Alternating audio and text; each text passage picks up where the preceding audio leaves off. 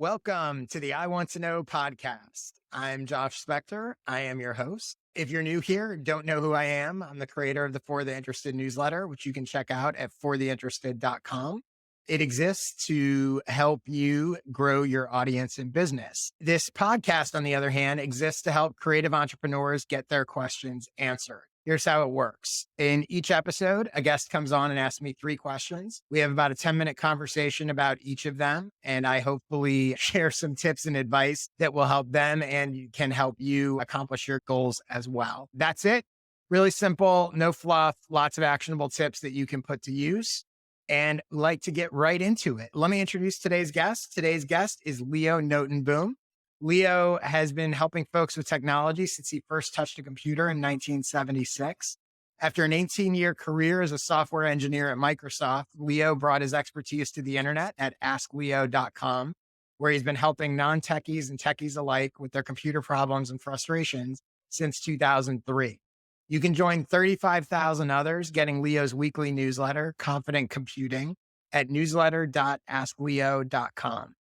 And I have to say, I have known Leo for several years, probably 5 or 6 years at least. He was an early subscriber to my newsletter. He has bought and subscribed to paid subscriptions and products I've put out and all sorts of stuff. We've had lots of conversations about newsletters and all sorts of things. He's been doing this a long time. I trust his opinion. I appreciate his opinion.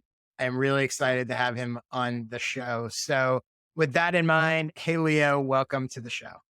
Thank you for having me, Josh. It's really good to be here. I think that I'm probably also one of the few subscribers that you've met in person. We actually made a point of getting together when I was down in LA a couple of years ago. So I know, it's funny you mentioned that. That is definitely true. It's interesting now, like doing this podcast and doing more video stuff. And the skill sessions I do now, I started to see more of my audience, at least face to face over a computer screen.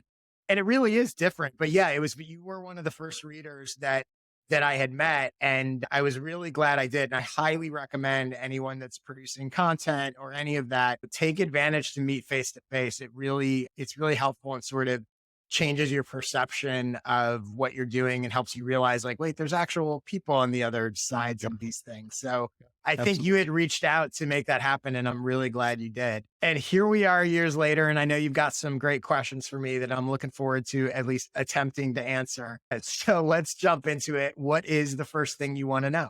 Well, what I'd like to know is how you reconcile investing in a platform that isn't yours. By that, I mean, there's this term digital sharecropping, where a lot of people invest a lot of time creating content and posting it on a platform that ultimately they don't own. It's somebody else's platform. When that platform goes south, I think MySpace, I guess, would be a really good example. And if they haven't prepared properly, they've lost what they put on that platform. I know that you're big on Twitter right now. Mm-hmm. Twitter's got an interesting future. Yeah, that's one way to put it. What it is you're doing that ultimately protects you from the perils of posting or relying on somebody else's platform. Yeah. So this is a really good question. And there are some things I'm doing. And then in other ways, I think it's a general mindset I have. But it's funny you mentioned MySpace, because I am and have been for years acutely aware of sort of the dangers of building on rented land, another phrase that people use all the time. And years ago, I was working in the comedy industry, and MySpace, all these comedians had built massive followings on MySpace, very early social media era. And Facebook sort of was coming along, but it was kind of before all that. And this idea that like you could build these huge fan bases that could then get wiped out had never even really occurred to people pre MySpace. And so I watched all these comics who were literally building careers on the back of MySpace and their ability to sell tickets and stuff. And it kind of went away overnight. I am certainly not one of those people that's like, oh, just build on the platform and it'll be fine. You've seen it with Facebook, the way algorithms change. It is definitely something that I consider and something that I recommend everyone think about. I'm going to tackle this, I think, in a few different ways. And I want to start on sort of a more macro level. I think one of the key questions when it comes to building on these platforms is, I think it's important to ask yourself when you're using a platform, are you using the platform or is the platform using you? And the answer to that is almost always going to be both, but it is a spectrum. And I think it's helpful to consider where are you falling on that spectrum. And this applies not only to the building of your audience and your connection to them, but I also think it applies to how to your business and also how you're spending your time, resources, and attention. I think it's a really helpful question to ask yourself occasionally. Like, I love Twitter, but I will occasionally ask myself, am I getting more out of Twitter or is Twitter getting more out of me? Both from an audience standpoint, but also from a time attention. Is the time I'm putting into it worth it? And for me, ultimately, and this gets to the core of your point, I never view building on a platform I don't own as the sort of hub or main goal. My main goal is never Twitter followers. My main goal is never, I have a YouTube channel now. I want YouTube subscribers. My main goal is not YouTube subscribers. My main goal is always to build my email list and newsletter. That's the hub of what I am building. So I think for me, what I recommend, and that's the same approach I recommend for most people, it's really important that everything I'm doing is optimizing for that. So I'm going to use Twitter. I'm going to use YouTube. I'm going to use some of these platforms, but ultimately it's to drive into the stuff that I owned. It's not just to build the follower count on those platforms because you are vulnerable. The other thing I would say is this also extends to website. I've always had my own websites on my own domains. I might use WordPress or that kind of thing, but I would never have Substack be my website. I would never have Medium be my website. These things that I don't actually own. And yes, you can always export stuff and all of that. But to me, when it comes to website and email list, I want control and the ability to own those spaces. And that's going to be my priority. Everything else in my mind, and for me, it's Twitter and YouTube now a little bit. Everything else exists ultimately to attract people to me and drive them into my email list. That's why you'll notice if you look at my Twitter bio, it's all about driving people to subscribe to my newsletter because that's really what I want. I am using Twitter because it is a place that I can connect with people and a place that I can attract new people. But ultimately the goal is not for them to follow me on Twitter. It's for them to come into my email list and my newsletter. Another thing is I think about this is it's really important to understand with all these platforms that even if the rug's going to get completely pulled out from under you, like MySpace, and it's just going to disappear, these platforms are constantly changing. So it's not necessarily an all or nothing. Twitter and Elon Musk is a whole other thing, right? But am I really worried that in general, these social platforms are going to disappear overnight? Not really. But algorithms change. You've seen it with Facebook. Organic reach on Facebook, nowhere near what it once was. The types of content they reward. If you were on Facebook primarily doing written posts and now Facebook really wants to show videos, or Instagram, for example, Instagram wants to show reels all the time. Did the rug get pulled out from under you? No, not really. You still have your Instagram account and your followers, but suddenly what they want to prioritize doesn't match what you want to prioritize. So I think that's the other reason to keep in mind that it's not just this all or nothing. There's a lot of shades of gray that could potentially be bad for you. And that's why it's important to build that connection to your own audience. The other thing I would say is that the danger is not, because I hear some people go the other way and they say, oh, don't use these platforms and it should all be your own thing. And I think that's too extreme as well. The danger is not in using these platforms. The danger is getting overconfident about what you're building on them. You see these people who have built huge audiences because they posted a few threads that went viral on Twitter. And the danger is believing that's always going to be there or that's always going to work that way, right? That overconfidence is the real danger. On the flip side, it would be foolish to ignore these platforms at this point, right? There are opportunities there. I do think a lot of people use too many platforms and you don't need to be everywhere. So I definitely recommend sort of focusing on a single platform and you'll grow faster that way than you will spreading yourself too thin. But the way I think about it to sum this all up is I'm not building on rented land. I'm handing out invitations on rented land for people to come hang out on land that I own. That's what I'm doing. That's what I'm doing on Twitter. That's where people are. So I'm going there. And my hope is to meet and connect with people and say, have some of them come back over to my place. So does that make sense? I'm curious. You've obviously been around and seen a lot of this for years as well. how do you think about the sort of dangers of being platform dependent? The approach you're taking it makes total sense. And ultimately, it's something very similar to what I've been doing, although in a different space, right? Mhm. Ask Leo started out primarily as an SEO play. Mhm. People search for questions, answers to their questions, and I would show up in the results. But just like Facebook or Instagram or whomever changes their algorithms, well, Google's been changing their search Yeah. algorithm years, right? Yeah. And we would live and die sometimes by just how much they changed, how much the most recent change affected our content, how it was produced, how it was published, and so forth. So, yeah, one of the things that I've been doing as well is improving or increasing my call to action on every article that asks people to join my No. newsletter. Yeah, it's So, a great point. I'm glad you mentioned Google because that's, I think a lot of times the search piece of this doesn't really get talked about when people start talking about the depending on other platforms. But you're right. Google and search engines, as much as any, maybe even more, are constantly tweaking. And yeah, it people depends can on be the very nature of the vulnerable. beast, of course, Yeah. right? This Yeah. is how I acquire the majority of my readers. So Yeah. it's important for me to understand that if I were more about Twitter, if I were more about Instagram, I'd be thinking differently about their algorithmic changes as well, for Yeah. sure.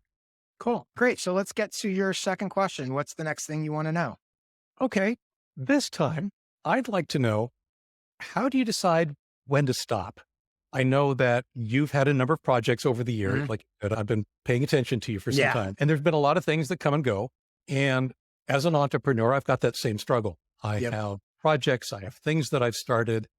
The problem I run into personally is I now have customer expectations. Occasionally there's money involved, occasionally it's just subscribers. How do you deal with basically telling somebody you're not going to do something anymore that they signed up for? How do you decide?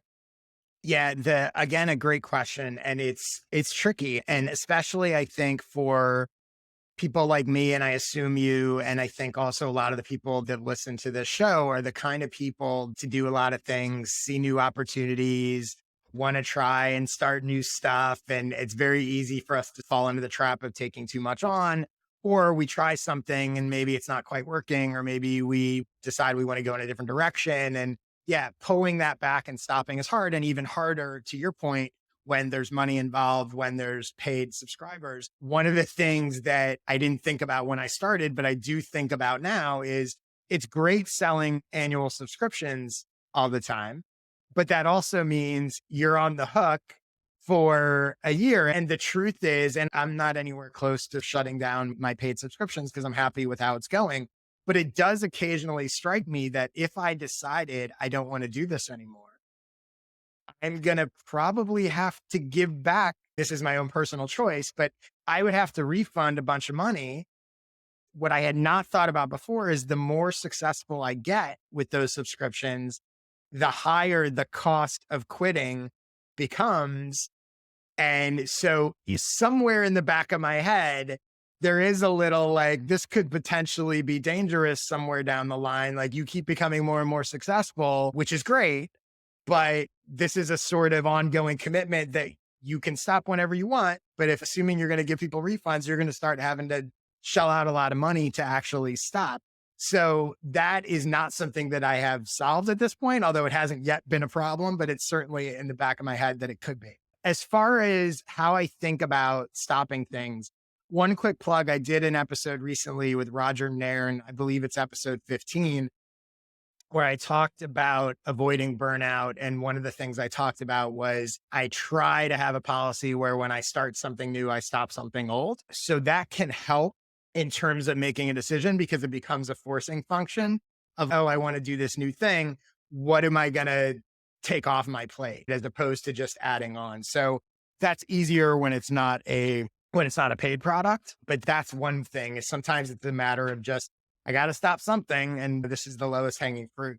Right. As far as paid stuff, as because you've been with me from the beginning, I've had a paid subscription product that I have transitioned into sort of a new product multiple times over the years. Just for context and background for people who haven't been around me that long, it was originally a product. There's something even before this, but the first sort of real one was a product called the Creator Accelerator, which was a paid community and a series of weekly emails with exercises for creators to do. That then morphed into I got rid of the community and morphed into a paid newsletter called This Is How I Do It, where it was a weekly email where I gave a sort of behind the scenes look at how I do something. And then that ultimately morphed into a very different product, which is the skill sessions video workshops, which I currently do now. Those are 1 hour video workshops that basically I do once every 2 months, and people can subscribe to get all of them or buy some of them individually. You can learn more about that at joshspector.com/sessions. Obviously, those are three very different products, and especially the transition from This Is How I Do It, a sort of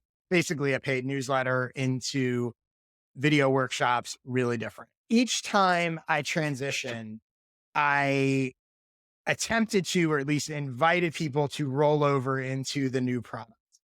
My hope was that the new product was bigger and better than what they had before and would help them in bigger and better ways. While it was a big shift in terms of what the product was, the end result that I was hoping to help people get was basically the same. So my hope was that most people would want to stick around for that.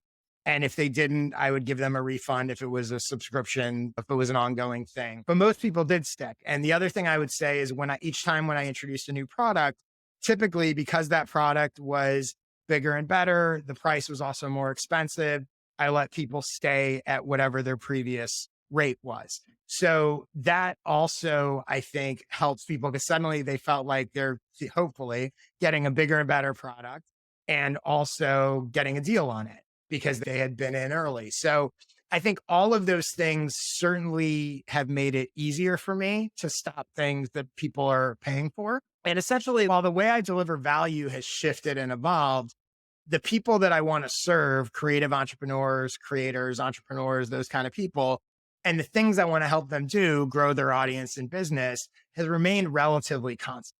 So that makes it much easier, obviously. If I was transitioning people who, let's say now, people who had subscribed to my skill sessions, and I was like, oh, now I'm giving guitar lessons, that's not really, I could tell everybody, hey, I'm going to roll you over. But most people are probably going to be like, yeah, I didn't want guitar lessons. I want to know how to grow my business. So I think that's important. And if I did make a drastic transition, right? If I did go from business advice to guitar lessons, I would just be honest and open about it and explain the reasons why I was making the transition.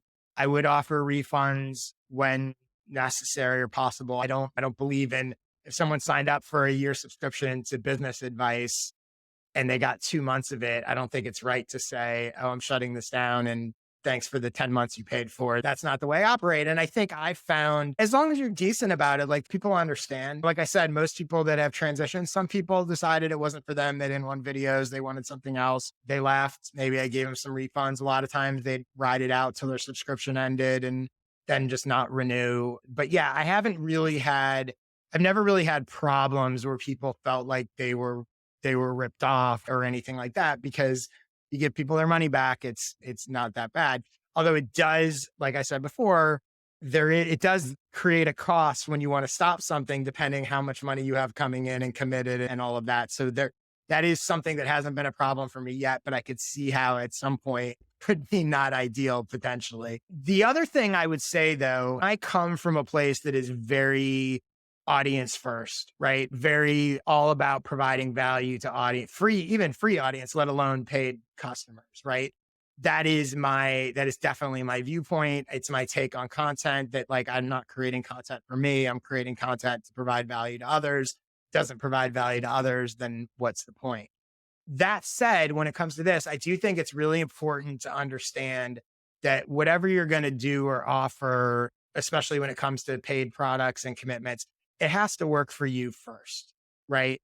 And I can't be doing a paid product that I don't want to do for whatever reason. I'm burned out. I don't like it. I don't have time for it, whatever, just because other people like it and find it valuable. This is one of the areas where I don't want to get I think it's important not to get trapped into that. Like you have to be able to feel like if I don't want to do this for whatever the reason is, I have the ability to stop. I can stop at any time. It may not be easy. I might have to give refunds. I might have to whatever. If you don't remember that, you can get yourself in a really damaging, stressful situation.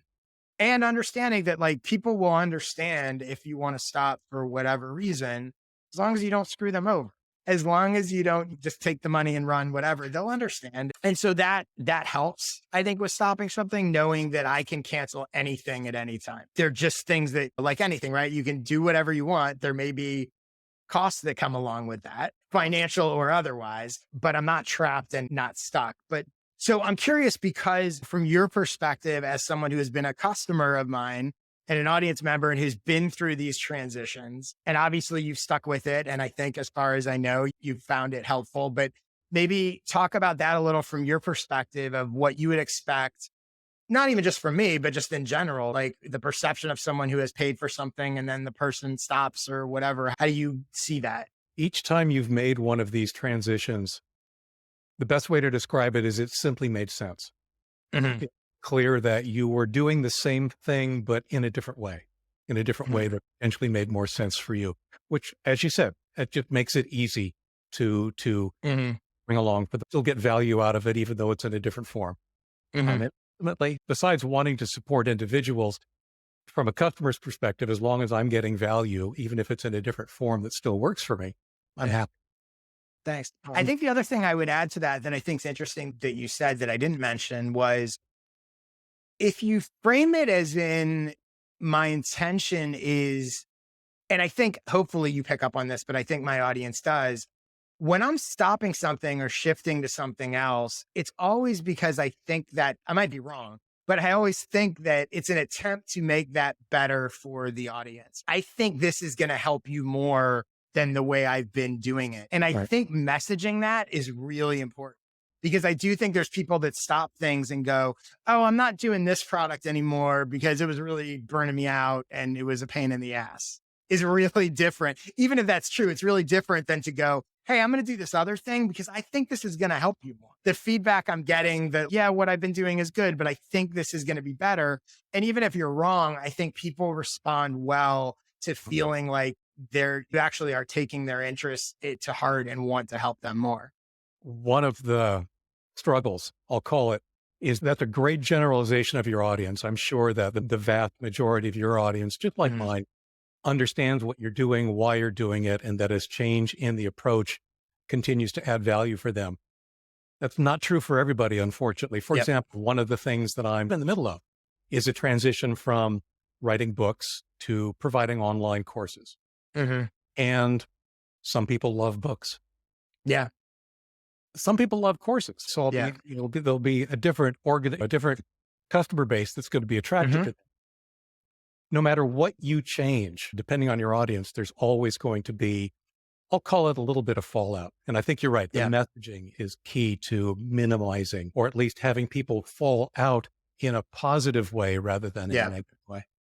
Yeah, it goes right back to the very beginning, right? That nothing you ever do is going to be for everyone. Whatever you were doing at first wasn't for everyone either. And so it's like you shift and yeah, you're exactly. Some people like books, some people like courses. One thing I wanted to mention is that there was a podcast that I subscribed to, paid subscription. Hmm. It was around for years, and he decided to quit. And Hmm. I had paid a full year in advance. Yeah. His approach to shutting it down was to basically give a year's notice. He Oh, that's stopped interesting. taking payment and then Hmm. kept the service going for everybody Yeah. until that last person had actually gotten their full value out of their year's subscription. So that was another way to do it without Yeah. necessarily having to actually shell out money to terminate the project. Yeah. You just have to keep doing it for a year after you don't want to do it. Exactly. Or whatever your longest That, subscription term is. But yes, yeah, exactly. Cool. Okay. Let's get to your third question. What is the last thing you want to know? this is something that I like to ask people who've been doing things for a while. Yeah. What I want to know is, knowing what you know now, what might you have done differently when you started, whatever definition you want for Mhm, start, not necessarily to say beat yourself up for having made a mistake, mhm. but rather as something that you would give to your audience as here's a lesson that here's something I would have done differently that perhaps you could learn from today. Yeah. The first thing I'll say is that what's interesting because in thinking about this, at times hard. It's a hard question to answer if you're someone who I don't have a lot of regrets, right? So and I don't mean that to say, oh, everything's perfect. Far from it. Like I had plenty of failures, but I don't have a lot of regrets, right? So what I mean by that is I think that a lot when I think back to what I did, there's not a lot of stuff that I go, that was a mistake. I go, oh, that didn't really work. But the lessons I learned from that helped me get to this other thing. So there's not a lot of stuff that I would quote unquote undo or completely do differently. But that said, I do have, and I'm actually going to give you things I would have done differently in three different areas. So clearly I have plenty of stuff that I would have done differently. And a lot of this is based on stuff that I learned afterwards. It's evolved after that and went, oh, yeah, that's a better approach maybe than before. I think what I'm going to do is I'm going to tell you what I would do differently on Twitter, what I would have done differently with my newsletter, and what I would do differently as a consultant. So first, what I would have done differently on Twitter is a couple things. One is I would have focused solely on Twitter and not messed around on Facebook or Instagram or multiple other platforms. One of the biggest things I've learned, and I say this to people all the time, especially when you're starting out and you don't have a huge audience, you're way better off focusing on a single platform. To succeed on any of these platforms takes a lot of time and effort and energy and engaging with people. And to do that right, you really need to focus whatever time you have to spend on it on a single platform. When I eventually, and this was years into it, did that, when I eventually said, you know what, forget this posting on Facebook and Instagram and all this different stuff, I'm just going to focus on Twitter. That's when my Twitter audience really started taking off. The other piece of that is, and this is related, the reason it started taking off was because I was able to engage with more people. I was able to take that time that was being spread across multiple platforms, focus it in one area. And then the other thing I would say is around that same time, I focused my tweets really only on my specific topics and niche. I was no longer tweeting random stuff about some TV show I watched or what I thought of the basketball game, or even though the majority was always about my niche of sort of audience and business growth, I went from maybe 80% audience and business growth and a couple random things to only audience and business growth. And the combination of that focus with all my time being focused on that one platform is literally when my Twitter started growing. I had been on Twitter since whatever, 2007 or a long time ago. And for years, I didn't really get much out of it. But as soon as I did that, it really took off. So that is definitely something I would do differently when I think back to it. As far as my newsletter goes, the thing, and I have an episode about this where I talk all about my newsletter ads and introducing them. We'll put a link in the show notes. But the thing I would have done different is I would have launched ads in my newsletter much sooner.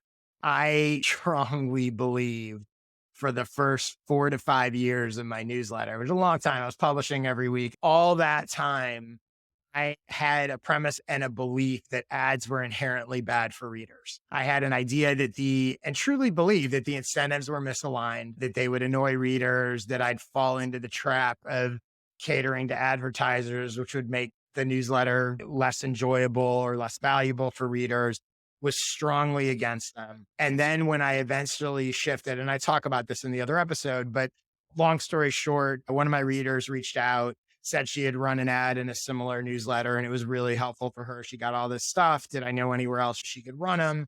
And I came to realize that, oh, these ads could actually not only help my readers who might want to run ads, but help my audience if the ads were promoting things that were valuable to them. And then I started experimenting with it, starting to run the ads. They've been fantastic. My audience loves the ads. They've become a really great source of monetization for me. People love running them. It's been a like win-win-win on every level and 180 degrees from what my initial beliefs were. And that isn't to say that I would have necessarily launched the ads right off the bat, because I do think you want to sort of build an audience and figure out what you're doing for first.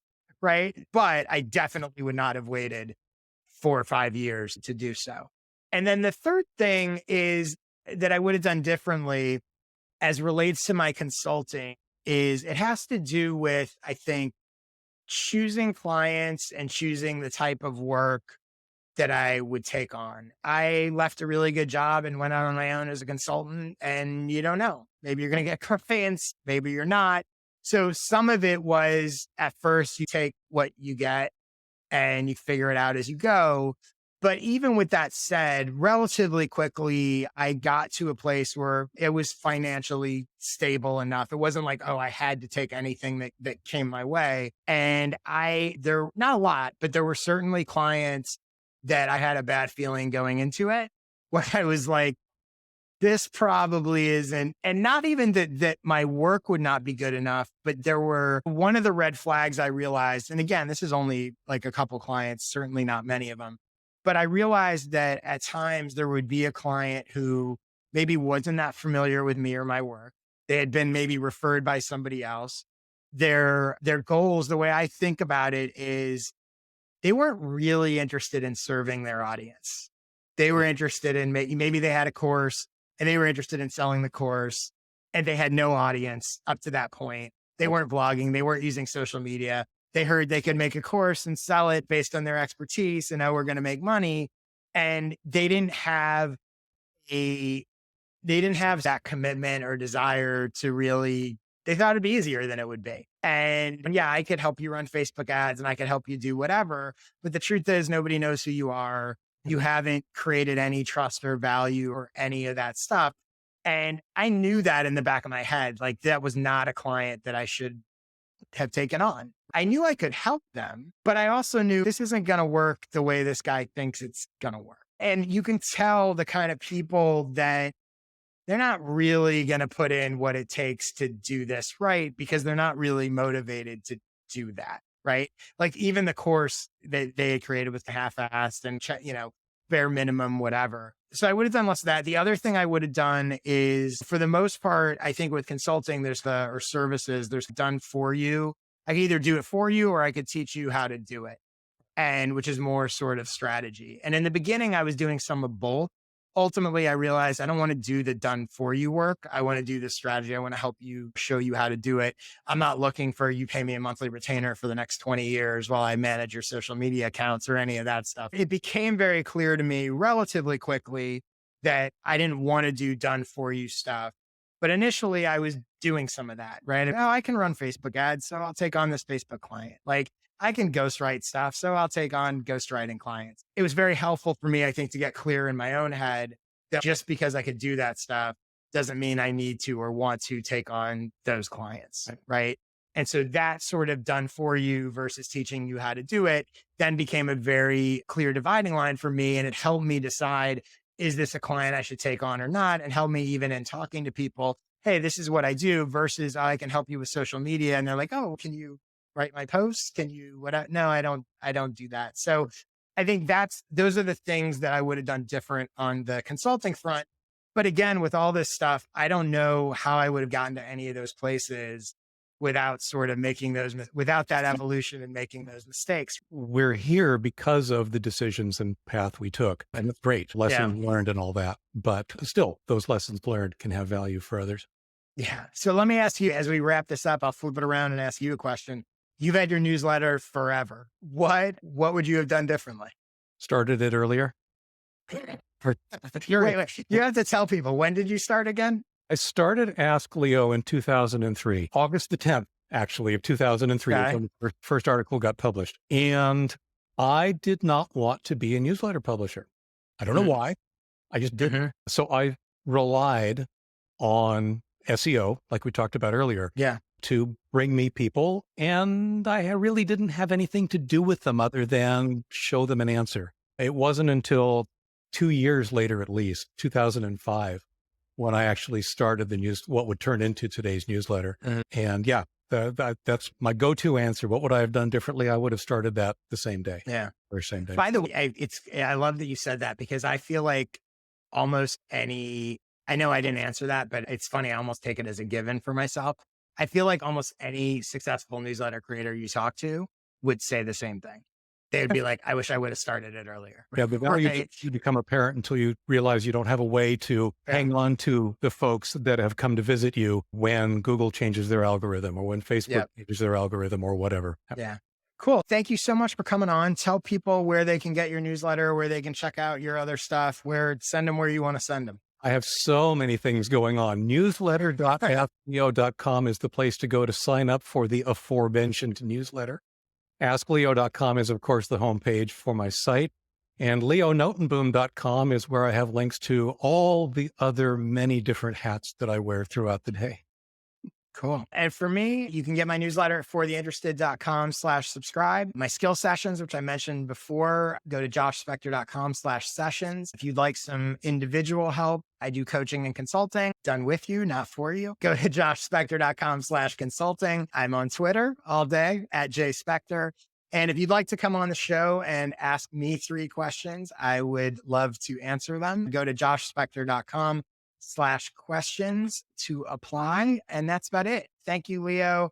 Thanks everyone for listening, watching, etc. If you rate, review, you share it. I'll love you forever. Have a great week. I'll see Thanks you for next. having me, Josh. I appreciate Yeah. it. Thank you.